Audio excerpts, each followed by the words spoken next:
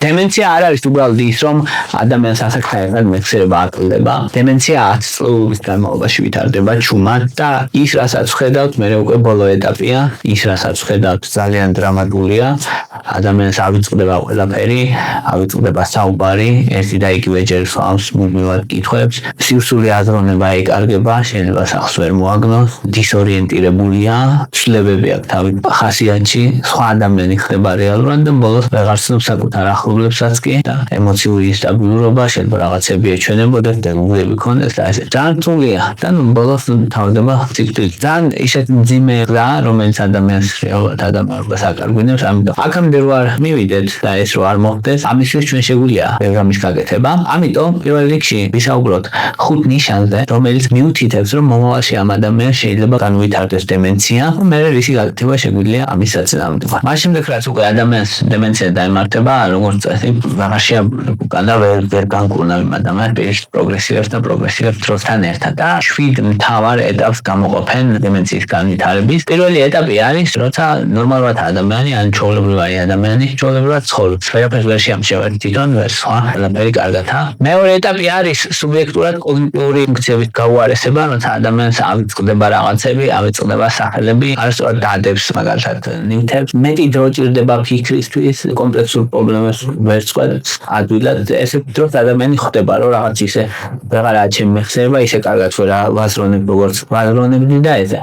თუმცა ადამიანს გარედან რო შეხედო, ყველაფერი კარგადაა, სხვა ვერ შეამჩნევს ვერაფერს, მაგრამ თვითონ ეს ადამიანი ამჩნევს კი. ეს ეტაპი შეიძლება გაგრძელდეს 15 წელს, 7-დან 15 წლამდე გრძელდება ეს პირველი ეტაპი და ამ პირველ ეტაპზე ყველაზე მთავარი მოქმედება, იმიტომ რომ აქ თუ იმოქმედე, შენ შეგიძლია შეაჩერო ან ძალიან შეანელო ეს პროცესი, ისე რომ ადამიანმა მთელი ცხოვრება გაატაროს ნორმალურად. დაახლოებით ეს მდგომარეობა გავს იმას, რომ ან ტელეფონი ჩვეულებრივ მუშაობს, მაგრამ ბატარეა უჯდება უფრო მალე. ესეა, ან ტვინი მუშაობს, მაგრამ ბევრად მეტი მცდელობა ჭირდება, რომ შეინარჩუნოს ის მუშაობის და ეფექტურობის ხარისხი, რასაც მანამდე აკეთებდა. აქ არის მთავარი რამე, რომ ადამიანმა შეიძლება თქვას, რომ ყველას გვავიწყდება რაღაცები და როგორ უნდა მივხვდეთ. ანუ ეს რაღაცა რომ ავიწყდება, ის არის დემენციის საწყისი ეტაპია თუ უბრალოდ ნორმა არის და ნორმის ვარიაცია.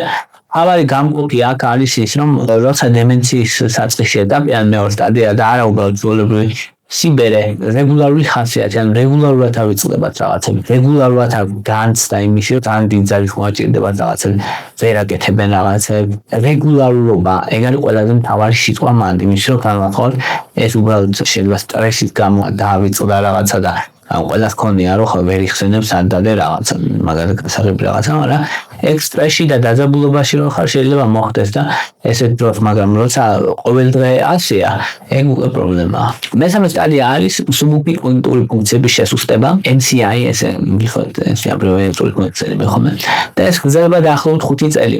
აი ეს ძალიან კრიტიკულია, იმიტომ რომ მესამე ფაზაში თუ ვერ უშველე და მესამე ფაზაში თუ ვერ იპოვე, მე ძალიან ძნელია, რომ ადამიანმა სრულფასოვანი ცხოვრება შეინარჩუნოს, კომპლექსური საკითხები, მოგვარების პრობლემები უჩნდებათ ამ ფაზაში. ან მიმდევრობით რაღაცების გაკეთების. გამუდმებით ერთ და იგივე ამბებს ყვებიან და კონცენტრაციის და ფოკუსის შენარჩუნება უჭირს და ეს ფაზა მნიშვნელოვანია, იმიტომ რომ აქედან უკვე დემენციის დიაგნოზი ისმევა ხოლმე, როცა ეს ფაზა მთავრდება, მეოთხე ფაზა იწყება, როგორც წესი ისმევა მე დემენციის დიაგნოზი, ანუ გარდამავალი ფაზა. ანუ აი ის რაღაცეები, რასაც ადრე სხვა ვერ ამჩნევდა და მარტო თვითონ ამბობდა, რომ რაღაც მიჭირს, ისე ვეღარა ვარ, ისეთი მიხსება ვეღარა, გადადის იმ ფაზაში, როცა სხვებიც იწყებენ შემჩნევა.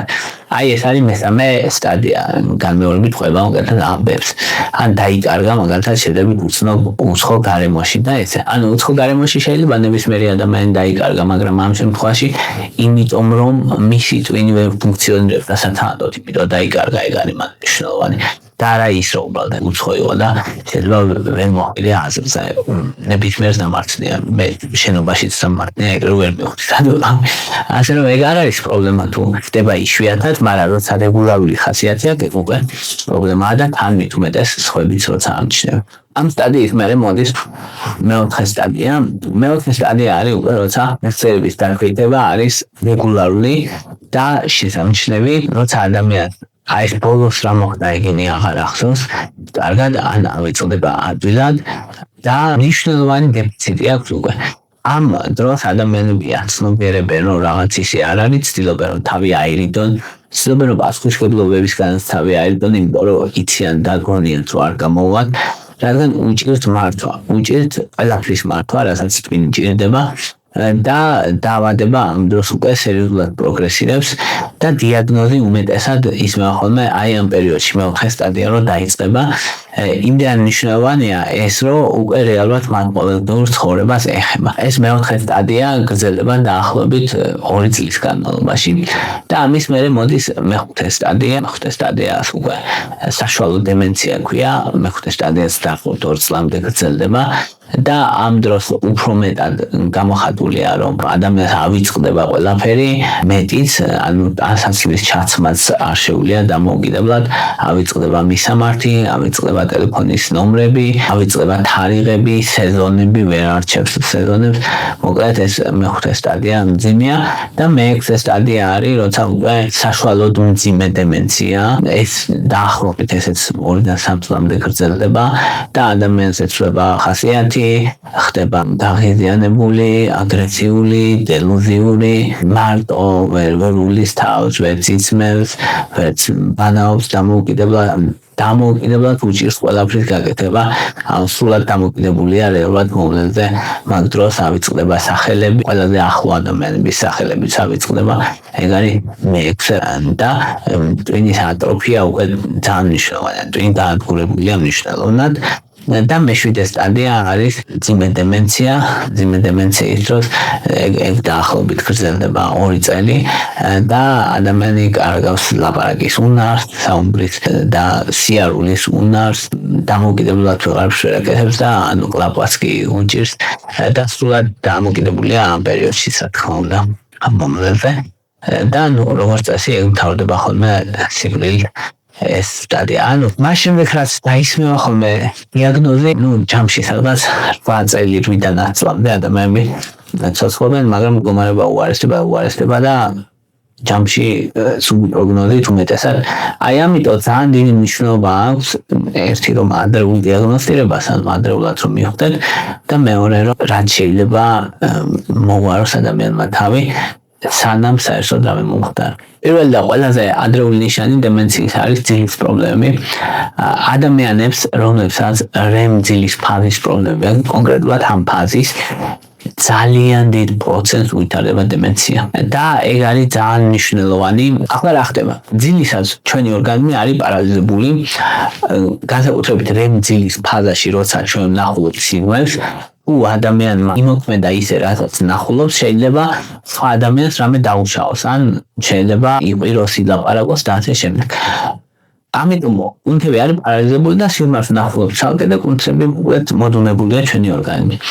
აი ამ დროს, ამ დაავადების წინარე პერიოდში, დემენციამდე ადამიანების ნაწილს ემართება ეგ, რომ იწყებენ ძილში მოქმედება. აი შეიძლება დაარტყათ მაგალითად თავის მეუღლეს, ვინც უწევს გვერდზე და უთხრას, რომ ეს მეგონა რომ ვიღაც უცხოთ ურტყავდიან, დაიწყოს ლაპარაკი, ანუ და ეს ლაპარაკი შეესაბამება იმ სიგნალს, რასაც ნახულობს, წადი იქით ან რაღაცაზე უკიდო. ან გარბის და ფეხების მოძრაობას აკეთებს, იმას თვითონ გარბი. ანუ ეს პარალიზება წყდება, ან პარალიზებული აღარ არის ძილში, არ და უნდა იყოს, ნორმა ეგ არის. და ეგ არის REM ძილის ფაზის მნიშვნელოვანი დარღვევა და ეგ ნიშნავს, რომ პირველ რიგში ის უჯრედები ზიანდება, როცა დეგენერაცია ვითარდება, რომელიც პასუხისმგებელია იმაზე, რომ ეს პარალიზი მოხდეს კუნთების. და ეგ არ ხდება და ეგ დიდი პრობლემა, იმიტომ რომ ძალიან მნიშვნელოვანია, აი მაგას თუ შეამჩნევ ადამიანს ძილში ლაპარაკობს და ეს შეესაბამება, ეს ძილში ლაპარაკი იმ სიგნალს შეესაბამება. ან რომ მოქმედებს ძილში დადის ხელებს იქნებს, ფეხებს იქნებს რაღაცა. აქ არაა საუბარი იმაზე, ფარეულობაზე და თუ ადამიანს ფარეულობა აქვს, უბრალოდ არა. საუბარია რომ ასაკთან ერთად რომ ეს ეწყება, რომ ხედავ რომ აქ ხონდა და ეწყება, ეგ ნიშნავს, რომ სასწრაფო ყურადღება მისაქცევია. ეს ვითარდება ხოლმე დაახლოებით 10-15 წლით ადრე ამ დემენციის დიაგნოზ პარკინსონს დაუსვავენ ადამიანი და პარკინსონსაც ახასიათებს ან პარკინსონამდეც და სხვა სახის დემენციასაც შესაბამისად მნიშვნელოვანია ძალიან ეს და ადამიანს ზოგჯერ აქვს ხოლმე კიდე ტრემორი ანუ ხილის განკალი უნებლიე ხილის მოძრაობა ძალიან მარტივი რამე რაც შეიძლება ამ დროს გააკეთოს ადამიანმა ძალიან მარტივი და ძალიან ეფექტური რაღაც სხვა შორის არის რომ რეგულარული ფიზიკური აქტივობა ეს ერთი ფიზიკური აქტივობა ფიზიკური ვარჯიში ვინც ვარჯიშობს თითქმის 40%-ით უმცირდება პარკინსონის დაავადების რისკი და ნეიროდეგენერაციული დაავადებების რისკები ანუ მარტო ვარჯიში შეიძლება ეგრევე რისკი 40% შეიმციროს და ხმელთაშუა ზღვის დიეტა ანუ თანსაღი ცხიმები და უმეტესად ხილი და ბოსტნეული არის როჭა მეორე ხშირი ნიშანი არის ყნოსვის დაკარგვა ყნოსვის დაქვეითება ვითარდება დაახლოებით მეორე ხშირი ნიშანი არის ყნოსვის დაქვეითება. ყნოსვის დაქვეითება ვითარდება ხოლმე დაახლოებით 20 მეორე ხშირი ნიშანი არის ყნოსვის დაქვეითება. ყნოსვის დაკარგვა ვითარდება ხოლმე დაახლოებით 20 წლით ადრე, ანუ ნეიროდეგენერაციული დაავადებები განვითარდება, იმიტომ რომ პირველი ის უჯრედები ზიანდება დემენციისას ხშირად, რომელიც პასუხისმგებელია ყნოსვაზე და არის ერთ-ერთი ძალიან მნიშვნელოვანი კომპონენტი.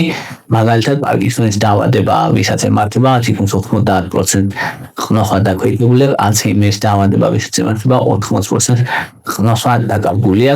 და ამ შემთხვევაში ადამიანი ნელ-ნელა კარგავს ყნოსვას და ძალიან მნიშვნელოვანი ხარ გრიპის ვირუსის გამო შეიძლება დაკარგოს ყნოსვა ადამიანმა კოვიდის გამო და ესე ვირუსული ინფექციები მსხვილი გაეჭედოს ალერგია ქონდეს რინიტი ქონდეს სინუსიტი ქონდეს ყველაფერმა შეიძლება დაუკარგოს ყნოსვა აქ ეგ არის გულწრფელი აქ იმითმარა ცხვირი გახსნილია ყველაფერი კარგად მაგრამ ყნოსვა მაინც დაკარგულია ეს არ ხდება ერთ თვეში ნელ-ნელა წლების განმავლობაში ნელა ეკარგება და ერთი რიცი შეიძლება იცნოს ადამიანმა ისე რომ ადამიანი გეუბნება რომ სუნს გრძნობ რისი სუნია მაგრამ ვერ ვარჩევ რისი სუნია აი ეგ არის ერთ-ერთი მნიშვნელოვანი ანუ საუბარი არა იმაზე რომ შეიძლება რომ მსგავსი სუნები ვერ გაარჩიო ეხლა შეიძლება პუნქტუში სუნი და პური სუნი აგერიოს ერთმანეთისგან რაღაც ესეთი რომელიც ახლოს გას მაგრამ ანუ ვარდის სუნი და მინტის სუნი ან მენთოლის ან სპირტის გარჩევა უნდა შეგეძლოს ხო ანუ სუნს გრძნობენ რომ რაღაცის სუნია მაგრამ ვერ ხვდებიან ძალიან განსხვავებული სუნების შემთხვევაშიც კი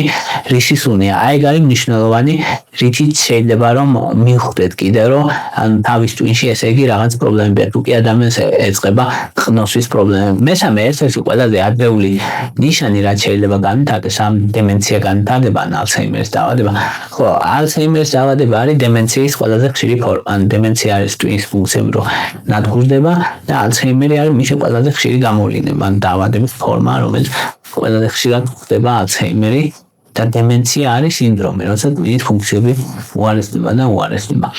და ამ დროს მესამე ყველაზე ხშირი ნიშანი არის ალოცენტრული სივრცული ნავიგაციის დარღვევა. ეხლა ეს რას ნიშნავს? ეს ნიშნავს ეგეთ რაღაცას, რომ შენ ტვინში გაქვს გონებრივი რუქა. შენი გარემოთი, სადაც ხარ.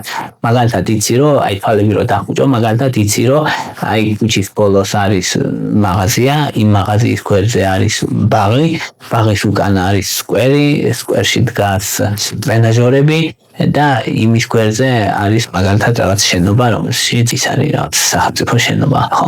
და იმის გვერდზე კიდე სასხობი. აი ესეთი რუკა გაქვს მთელი იმის ქალაქის, რაც იცი ყოველ შემთხვევაში იმისი. მიუხედავად იმისა, შენ სად იმყოფები და შენ არ აქვს მნიშვნელობა სად იმყოფები, შეიძლება იტალიაში ან ნებისმიერ ქვეყანაში და იქიდან უთხრა ადამიანს, რომ იმის გვერდზე ეს არის, იმის გვერდზე ეს არის. აი ეს ალოცენტრული სივრცული აზროვნება ეკარგებათ ადამიანს 15 წლით ადრე. აი ძალიან მნიშვნელოვანი ის არის, ძალიან მნიშვნელოვანი ნიშანია ეგ, რომ ანუ ის წარმოდგენითი სივრცული აზროვნება იკარგება ნეირონების სპეციალური უჯრედებია, რომელიც ერთ-ერთი გრიდს ეძახიან, რომელიც ერთ-ერთი პირველი ყდება და ამიტომ არის ანუ წლებით ადრე და მრავალი წლით ადრე ესეთი აზროვნება ეკარგებათ ადამიანს. ანუ თან ძალიან საინტერესო რაღაცაა. და კიდე არის მაგალითად რომ პარკში, მისთვის უცხო პარკში მაგალითად ერთი ადგილიდან მეორეში მივიდა და უკან ვეღარ დაბრუნდება. ანუ ვერ წარმოიდგენს იმ გზას, რაც გაიარა. ანუ ყველა შეიძლება დაემართოს, რა თქმა უნდა, ის რომ უცხო გარემოში სივრცე აერიოს. არა ამ საუბარი მაინც, მაგრამ რეგულარულად ვისაც, აი ამის უნარი ვისაც საერთოდ დაკარგული აქვს, აი მივიდა იქამდე და წარმოდგენა არ აქვს უკან როგორ უნდა დაბრუნდეს.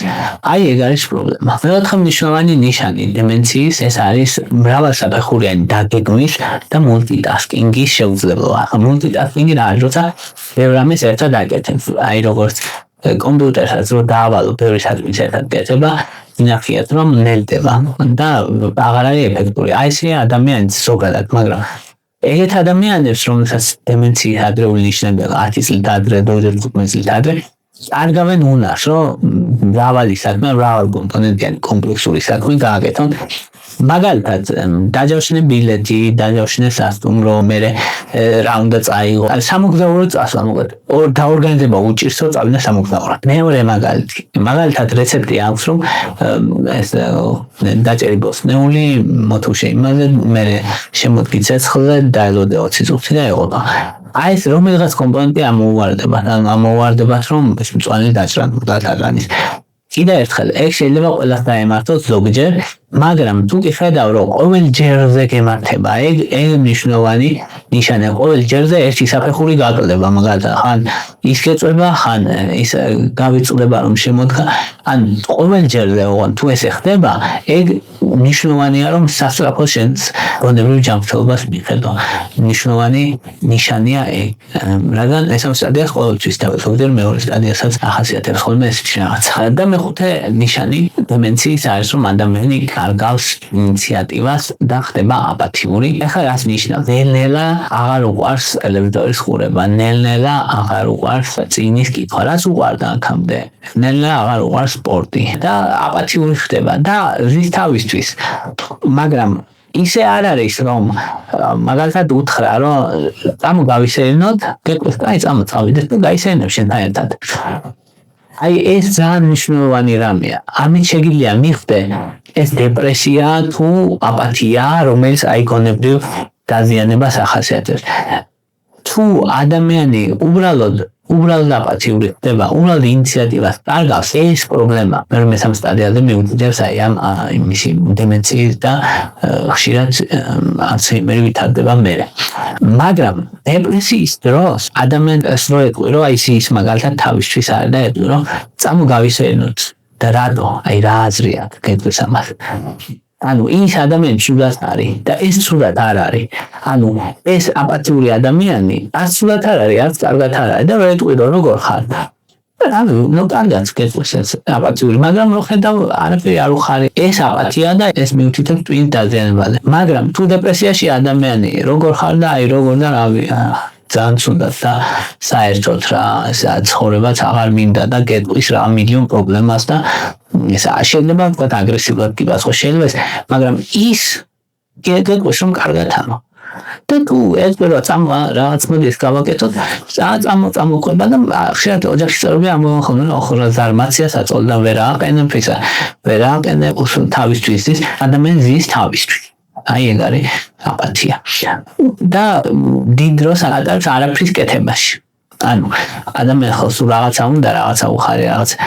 ეგ არის აპათიაში. არაფრის კეთებაში ატარებს დროს. და ეხლა ვთქვათ, რითი შეგვიძლია დავეხმაროთ ჩვენს ნერვულ სისტემას იმისთვის, რომ არ განვითარდეს, არ შენელდეს, ვითარდება დეგენერაცია და არ განვითარდეს დემენცია. პირველი არის ვარჯიში. ვარჯიში არის უნივერსალური. თუ ვარჯიშებ, მოკლედ შენ twins იცავ ეგ.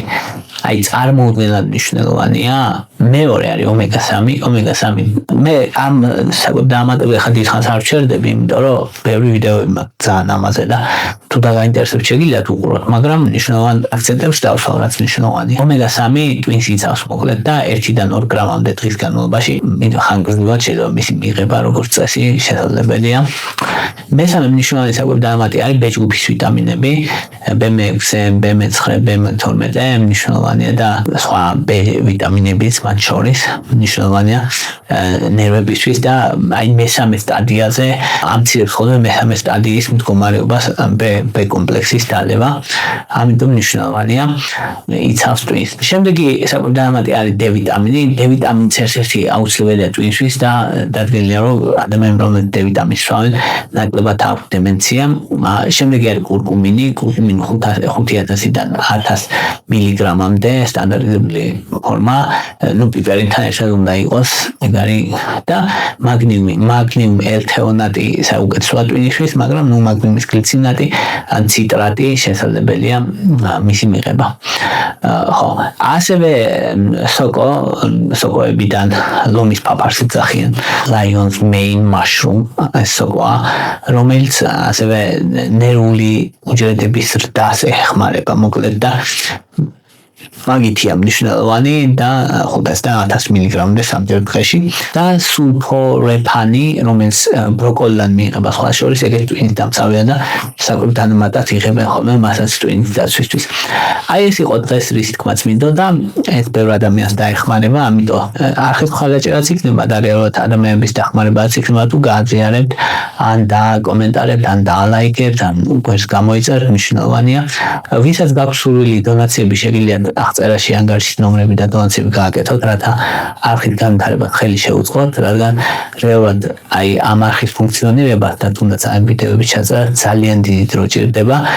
თქვენ შეიძლება ფიქრობთ, რომ ეს შეიძლება დაჯდეს და ისაუბროს ადამიანმა ეს თემები უბრალოდ, მაგრამ ვისაც გქონიათ შეხება და ვისაც თუნდაც ერთი მოხსენება წაგიკითხეთ ცხოვრებაში, იცით რომ იმ ერთი მოხსენების გაკეთება ძალიან დიდი დრო, ძალიან დიდი მცდელობა, ძალიან ბევრი კვლევა ჭირდება. ასე ვაკეთებ უბრალოდ მეც ამ ვიდეოებს, ისე პირდაპირ არ ვჯდები და პირდაპირ არ ვლაპარაკობ, ჯერ მასალებს მომზადებ, მერე ვამოწმებ რამდენად სწორია, მერე ჩემს ცოდნასთან თანხვედრაში მომყავ, რომ რაღაცა კითხვის ნიშნები მეც მაქვს, რა თქმა უნდა, ყოველჯერ როცა თემას ვამუშავებ, მაქვს ძალიან ბევრი კითხვის ნიშნები, რომ ესე კი არა, ესე ხო არ არის, ესე ხო არა, ვამოწმებ მერე მაგ ყველაფერს, როგორ არის სამედიცინო კონსენსუსი, როგორ არის მეტაანალიზები და კვლევებით და ბოლოს მომაქვს თქვენამდე უკვე ყველანაირად გაფილტრული. ამიტომ ამას რეალურად ძალიან დიდი დრო ჭირდება. ხო, რა თქმა უნდა, ეს მე არავის არ ვამადლი ამ რასაც ვაკეთებ, იმიტომ რომ ამას ვაკეთებ პირველ რიგში, იმიტომ რომ მე მსიამოვნებს, თორე ფულის შოვნის და მეტის შოვნის საშუალებაც და რესურსებიც ბევრად მეტი მაქვს სხვა რაღაცების კეთებით, მაგრამ მიყვარს ეს საქმე და იმიტომ ვაკეთებ. ამიტომ მოკლედ ვისაც გაქვთ სურვილი, რომ არხით განვითარებას ხელი შეუწყოთ, შეგიძლიათ შეუწყოთ ნებისმიერი ფორმით, შეიძლება იყოს დალაიქება, შეიძლება იყოს გამოწვევა, შეიძლება იყოს დონაცია, შეიძლება იყოს თქვენ რაც გინდათ, ან ნებისმიერი აქტივობა, მოკლედ თქვენი მხრიდან გამოხატული არხის განვითარებას დაეხმარება. მადლობა რომ გაინტერესებთ.